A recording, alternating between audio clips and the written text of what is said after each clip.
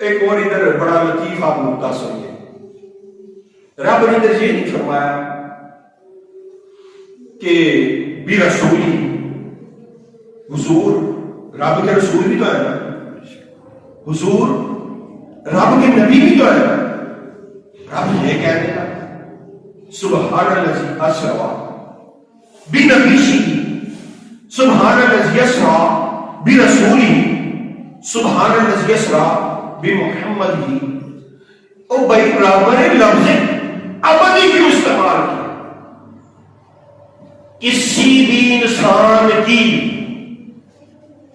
جو انسانیت کی پہلی سیڑھی ہوتی ہے وہ ابدیت ہوتی ہے، ولایت اس کے بعد آتی ہے، کتب ابدال اس کے بعد کی سیڑھی ہے، پھر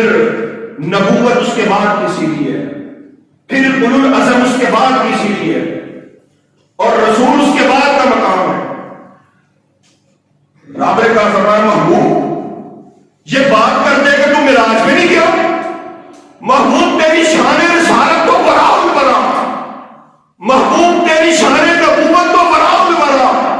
محبوب تیری ابدیت کا مقام یہ ہے، محبوب تیری ابدیت، تیرے بندہ ہونے کا مقام یہ ہے، تیرے بندے ہونے کا مقام یہ ہے کہ میں تجھے سے مولا پر لے کر جا رہا ہوں۔ رب اگر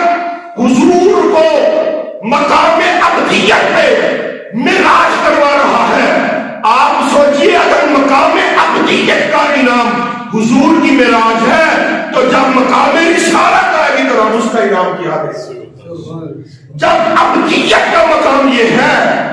تو بتائیں جب شان بندہ نوازی کا یہ مقام ہے تو شان نبوت اور شان رسالت اور امام الانبیاء کا تو مقام اس سے نہیں آتا۔